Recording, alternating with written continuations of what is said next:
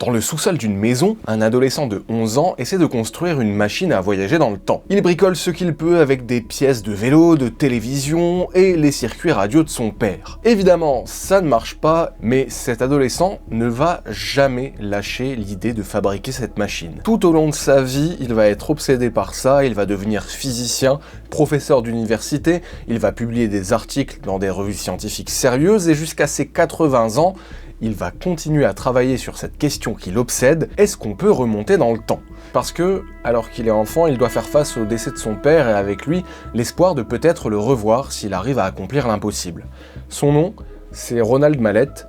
Son histoire est absolument fascinante. Je l'ai découverte en détail dans son livre autobiographique, The Time Traveler, qui n'a pas été traduit en français, et puis j'ai été tellement touché que je l'ai contacté parce que je tenais à faire cette vidéo, et figurez-vous qu'il m'a répondu, il a même accepté de répondre à quelques-unes de mes questions. It's a pleasure. Thank you for having me on your program. Donc je le remercie franchement, et bienvenue tout le monde, moi c'est Sylar, j'adore vous raconter des histoires extraordinaires sur cette chaîne, pour comprendre ce qui les rend fascinantes, pourquoi est-ce qu'on y croit. Juste avant de commencer, je vous présente le sponsor qui permet à cette vidéo d'exister et qui soutient la production de cette chaîne, CyberGhost VPN. Quand on passe ses journées sur internet à fouiller dans des archives étranges, à consulter parfois des forums un peu obscurs ou bien à contacter des témoins sur des sujets sensibles, la question de la vie privée en ligne se pose assez vite, mais même sans ça, elle nous concerne tous. Votre fournisseur d'accès, le réseau Wi-Fi du café où vous bossez, ou même votre employeur, tout ce monde-là peut techniquement voir ce que vous faites en ligne. Eh bien, un VPN chiffre votre connexion et masque votre adresse IP. Il vous suffit de choisir l'un des plus de 100 emplacements proposés avant de naviguer pour chiffrer et rediriger tout votre trafic via leur serveur sécurisé. En faisant ça, personne ne peut savoir ce que vous faites en ligne. Ça fait maintenant des années que j'utilise CyberGhost, notamment chez moi, mais également quand je travaille en déplacement ou que je fais des recherches sur des sites internationaux ou peu sécurisés. Il m'est arrivé d'accéder à des ressources bloquées en France qui contenaient des témoignages clés pour certaines enquêtes, et plus largement, si certains contenus sont bloqués en France, eh bien un VPN vous permet de retrouver un accès libre à Internet. Côté pratique, CyberGhost vous permet également d'accéder aux jeux et aux contenus bloqués géographiquement sur plus de 40 plateformes de streaming. Pour ça, il vous suffit de changer votre localisation en ligne vers les États-Unis, le Japon ou tout autre pays pour profiter de jusqu'à 50% de contenu supplémentaire sur les principales plateformes VOD. Vous pouvez aussi parfois obtenir de meilleures offres en ligne en modifiant votre localisation virtuelle. CyberGhost VPN, c'est 38 millions d'utilisateurs à travers le monde, d'excellentes notes sur Trustpilot, et c'est compatible avec à peu près tous les appareils. C'est également utilisable sur jusqu'à 7 appareils en même temps, vous pouvez donc en faire profiter vos proches. En utilisant le lien en description, vous bénéficiez donc d'un tarif de 2,03€ par mois, soit une remise de 83% et 4 mois offerts. Et si vous n'êtes pas convaincu, CyberGhost VPN offre une garantie de 45 jours satisfaits ou remboursés, ainsi qu'un support client français disponible 7 jours sur 7 et 24 heures sur 24, donc profitez-en. Ronald naît en 1945 à Roaring Spring, en Pennsylvanie.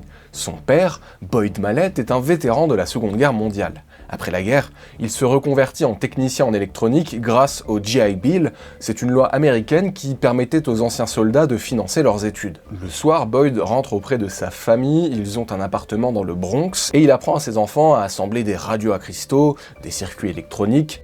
Ronald est l'aîné de 4 enfants. Résultat, son père lui met un petit peu la pression, il exige de lui qu'il récite ses tables de multiplication pour recevoir son argent de poche. C'est un père qui est vraiment présent, il est exigeant, mais il veut le meilleur pour ses enfants, et d'ailleurs, il est très aimé dans sa famille. La famille Mallett, comme je vous l'ai dit, elle vit donc dans le Bronx, précisément dans un quartier ouvrier. Ils ont quitté les États du Sud pour échapper au racisme, il faut se dire qu'on est alors dans les années 50, et dans le Bronx, bon, c'est pas le paradis, mais c'est quand même beaucoup plus vivable. Malheureusement, du jour au lendemain, la mort frappe sans prévenir, puisqu'en novembre 1955, Boyd Mallett s'éteint à la suite d'une crise cardiaque. Il part dans son lit le soir de son 11e anniversaire de mariage. Et surtout, il n'a que 33 ans.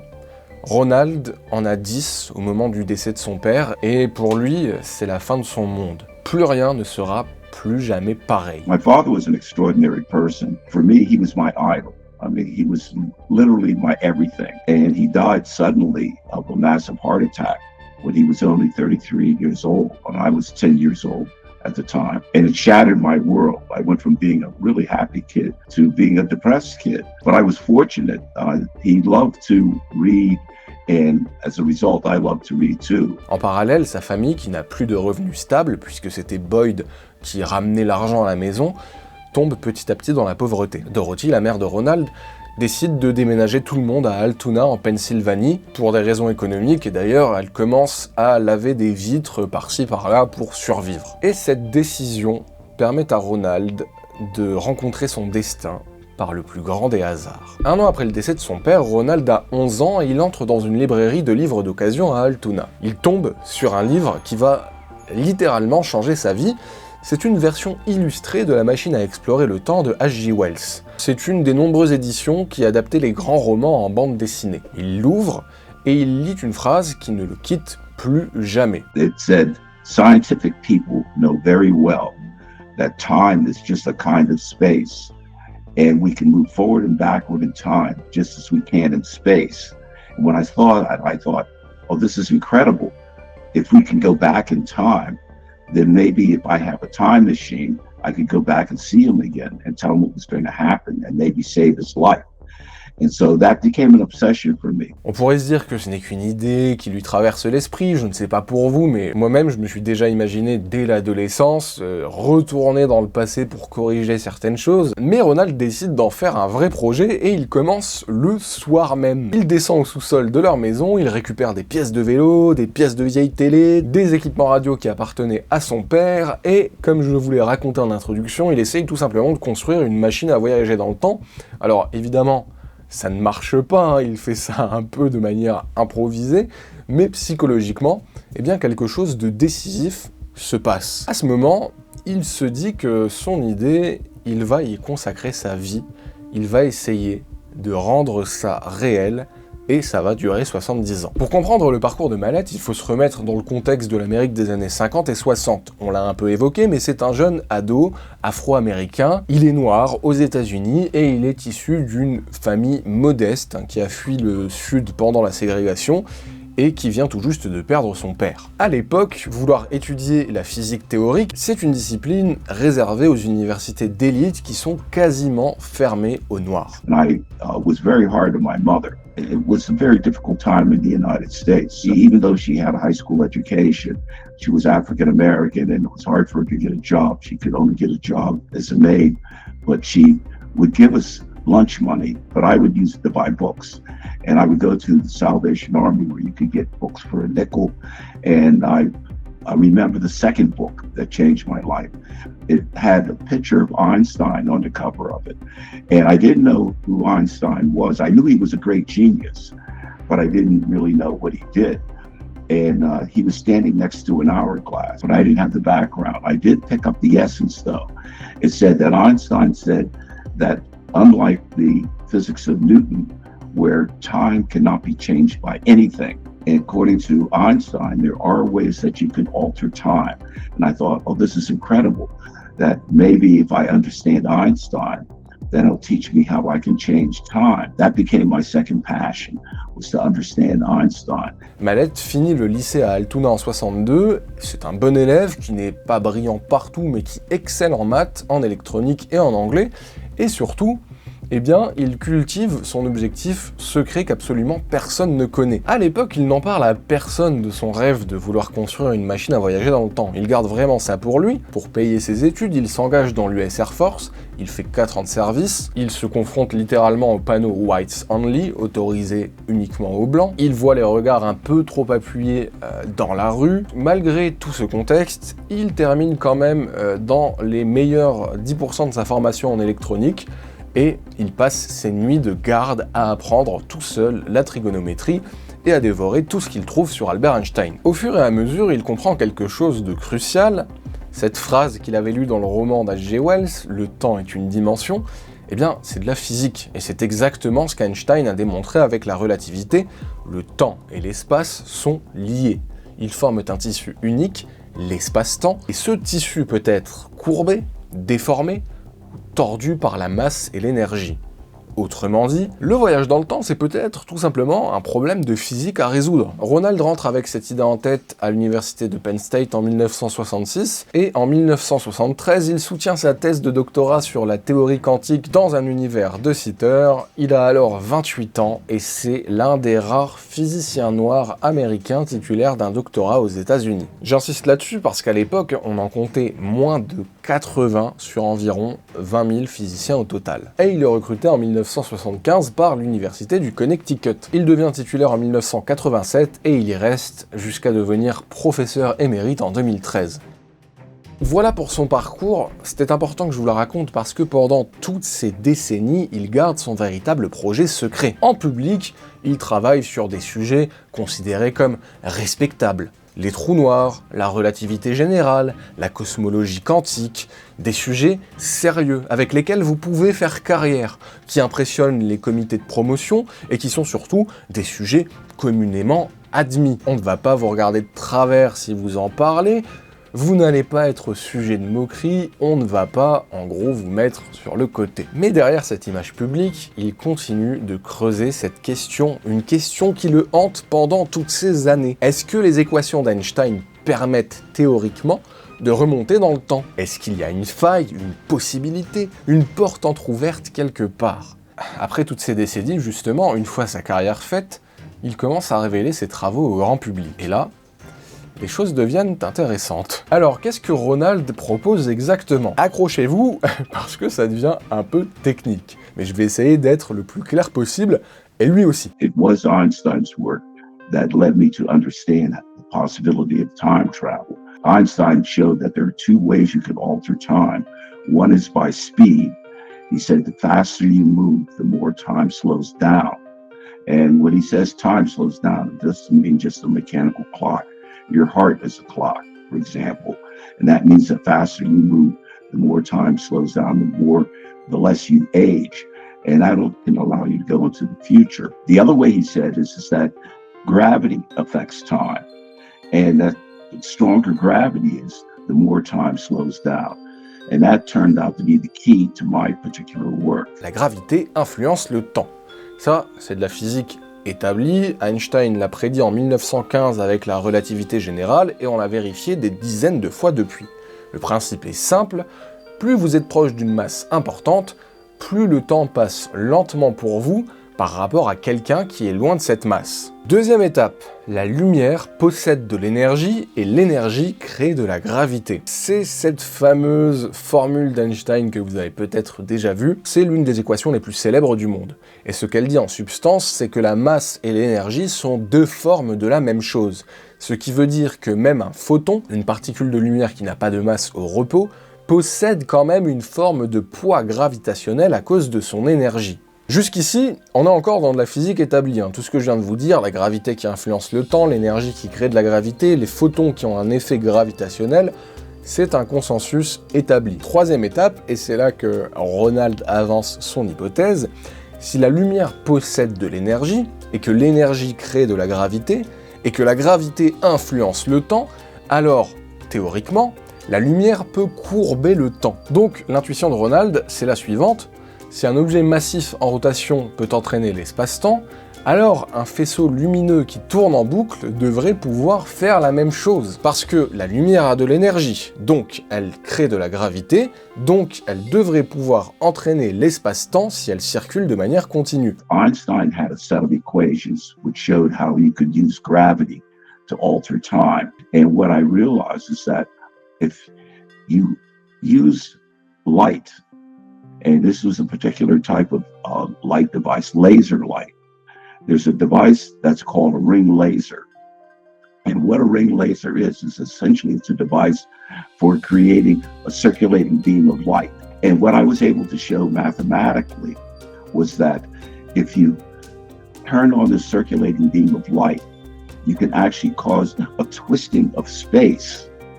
And since time is connected to space, and in fact it's called space-time, what I was able to show is that you could actually cause time to be twisted into a loop. Selon Ronald, si on tord suffisamment le temps, on crée ce qu'on appelle une courbe fermée de type temps, a closed time-like curve, CTC, C'est le terme technique pour désigner une trajectoire dans l'espace-temps qui boucle sur elle-même. Now, the way to think about that is that normally all of our lives, we live along a timeline. And think of this timeline as being a line in space where the past is at the bottom of the line, the present is the middle of the line, and the future is at the top of the line. So all of our lives are going from that timeline, from the past, present, to the future. So what I was able to show, once again, using equations, was that if you turn on a circulating beam of light, it will cause time to be twisted into a loop. So imagine that timeline being twisted into a loop.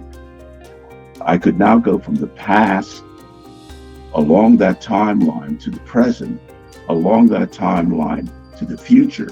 But remember, I've made time into a loop, so I can go from the future back into the past. So by using a circulating beam of light, I was able to show that you could travel back into the past. And so that was my work, and that was what I published it in standard referee or peer-reviewed journals, things like that. En 2000, dans Physics Letters A, il résout les équations linéarisées d'Einstein pour un faisceau lumineux circulaire. Il prédit qu'une particule neutre placée au centre d'un ring laser serait entraînée par le champ gravitationnel résultant. En 2003, dans Foundation of Physics, il va plus loin. Il trouve des solutions exactes aux équations d'Einstein pour un cylindre infini de lumière circulante. Et il montre que la métrique extérieure, c'est-à-dire la structure mathématique de l'espace-temps autour de ce cylindre, contient des courbes fermées de type temps. Bon, si on n'est pas physicien, c'est du charabia. Mais ça veut dire que mathématiquement, dans son modèle, le voyage dans le passé devient possible. On a un raisonnement cohérent qui est basé sur Einstein. Où est le problème? Eh bien, Ronald le reconnaît lui-même, il y a une limite fondamentale à tout ça. I should mention, though, that I'm a theoretical physicist. And in physics, there's a distinction between theoretical and experimental physics. There's a precise division of labor. Einstein developed the famous equation out of the school child, equals mc squared, but he did not create the equipment that could actually convert matter into energy. That was done, for example, in the Manhattan Project, and that required billions of dollars and unfortunately a war in order to develop. And it's the same thing with my work. I developed equations based on Einstein's work to show that time travel using a circulating beam of laser light can allow you to travel back to the past. But I didn't build the equipment to show that. And that's a problem, by the way. To build equipment requires funding, and that requires an enormous outlay. So the theory is out there, but as far as actually doing it with a device, that hasn't happened yet. Il développe une théorie qui dit qu'on peut créer des boucles temporelles avec de la lumière. Alors, pourquoi est-ce que personne ne construit ces rings laser? En 2005, deux physiciens de l'université Tufts, Ken Ollum et Alan Everett, publient une réponse directe à ces travaux. Leur conclusion est brutale, ça ne marche tout simplement pas. Pour deux raisons principales. Premièrement, les équations de Ronald ne décrivent pas ce qui se passerait si on construisait un ring laser chez nous, dans notre univers, elles décrivent un univers hypothétique, avec des propriétés différentes du nôtre. C'est un peu comme résoudre une équation qui fonctionne parfaitement, mais dans des conditions qui n'existent pas dans notre univers. Donc mathématiquement, même si tout ça est cohérent, ça ne s'applique tout simplement pas à notre réalité. Deuxièmement, l'énergie nécessaire qu'il faudrait est complètement inimaginable, absurde. Les boucles temporelles apparaîtraient à des distances supérieures à la taille de l'univers observable, ce qui veut dire que même avec les lasers les plus puissants qu'on puisse imaginer, il faudrait un dispositif plus grand que l'univers pour obtenir le moindre effet. Donc, vous le voyez, c'est compliqué. D'ailleurs, Ronald lui-même reconnaît les limites de sa théorie. Selon lui, théoriquement, c'est possible, mais avec notre technologie et nos connaissances du monde et de l'univers actuel, c'est littéralement impossible. Even though people agree with my mathematics, the question is can this be done? And that's where the critics come in. And I actually happen to agree with them. Okay? That is to say that the type of energy that seems to be required is on galactic levels to do it, okay? But I should say that my work is based on what's known as classical relativity. What that means is that everything that I've done does not take into account quantum theory. And I think that once quantum theory can be built into this, it might allow something to be done on a more practical level. But that hasn't been shown yet. So, as I said, I do agree with the critics that right now, the amount of energy on a practical level is unbelievable. But I think that can be overcome. That's an engineering problem now, not a scientific problem. And if I got it right, even though if the laser ring would work in a physical world, the loop would only go back as far as when you activated the laser ring. Is that so? Or That's absolutely right. I mean, I should mention I'm a big fan of science fiction movies and about time travel, but you can't come in to disappear from and come back in time into, you have to have a machine to turn it on. When you turn it on today, for example, and leave it on, for instance, 10 years, you could send information or travel back 7 years, 5 years, all the way back to the time you turn the device on. But you can't go earlier than that because the device didn't exist earlier than that. So unlike, for instance, the Terminator, Schwarzenegger just materialized out of nowhere. That just isn't going to happen. Même si on arrivait à fabriquer cette machine et que tout fonctionnait parfaitement, on ne pourrait remonter dans le temps que jusqu'au moment où la machine a été allumée, pas avant. Donc dans sa propre théorie, on ne peut envoyer de l'information ou voyager que jusqu'à l'instant où le dispositif commence à fonctionner, pas une seule seconde plus tôt. Ce qui veut dire que même dans le scénario le plus optimiste de sa propre théorie, eh bien Ronald ne pourrait jamais revoir son père, quand bien même il fabriquerait cette machine et elle fonctionnerait. Another reasons why people think that time travel through the past might be a difficulty is the so-called grandfather paradox, which is to say that, and in fact, it was illustrated in one of my other favorite movies, Back to the Future, where Marty McFly goes back to the past and his mother falls in love with him. And so all of a sudden, you know, he begins to disappear.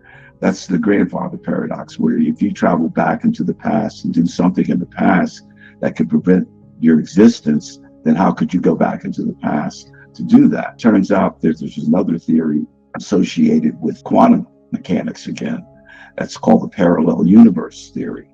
And what it says is that we can't predict exactly what's going to happen next. We can only predict the probability of something happening.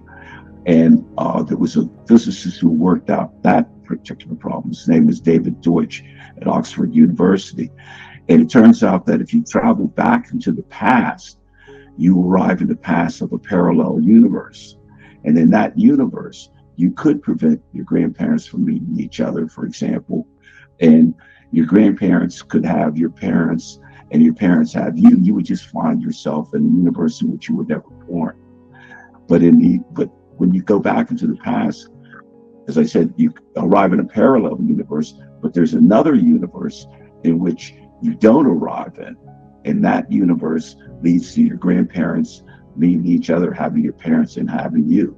So the upshot is that you can travel back to the past, but the past you arrive in is not the past that you came from. That's just one possibility, by the way. It may happen that you actually do come back in your own universe, and then that could lead to some strange results. We'll only know once we actually do the experiment. En physique, on peut trouver des solutions mathématiques parfaitement cohérentes qui ne correspondent à rien de réalisable. Entre une équation et une machine, il y a un gouffre, et c'est un gouffre infranchissable. En tout cas, le travail de Ronald s'inscrit vraiment dans un contexte. Les boucles temporelles, ce n'est pas lui qui imagine ça, hein. Ça existe déjà dans les équations d'Einstein depuis les années 40. En 1949, le mathématicien Kurt Gödel trouve une solution aux équations d'Einstein qui contenait des boucles temporelles. Selon lui, il faudrait un univers en rotation où, théoriquement, on pourrait revenir à son point de départ dans le temps. Et depuis, d'autres physiciens très sérieux ont exploré cette piste. Kip Thorne, prix Nobel de physique, a travaillé sur les trous de verre traversables, Richard Gott a étudié les cordes cosmiques, et ils ont tous trouvé des configurations mathématiques où le voyage dans le passé serait possible, mais uniquement sur le papier. Donc il faut bien comprendre que les travaux de Ronald ne sont pas les travaux de quelqu'un de fantaisiste, hein. Ces travaux s'inscrivent dans une vraie tradition de la recherche en physique théorique. La solution qu'il propose, son ring light, hein, c'est une contribution légitime à ce champ d'études. Le problème, c'est vraiment pas la théorie, mais c'est tout simplement le passage à la pratique. Je trouve l'histoire de Ronald absolument passionnante. Quelqu'un qui veut rendre l'impossible possible par amour. Son parcours fascine parce que ce qui le motive est universel, on peut toutes et tous s'y identifier. Mais son espoir, maintenant, se reporte sur les générations futures. Il pense que peut-être que des scientifiques dans le futur, avec des technologies qu'on n'imagine pas encore, pourront faire mieux. The most exciting thing for me about travel to the past is think about what we could do with that as far as saving lives. If we could send information about tsunamis, earthquakes, things like this, thousands of lives we could save by that. So to me, the exciting thing is that we would have control of our destiny that we've never had before.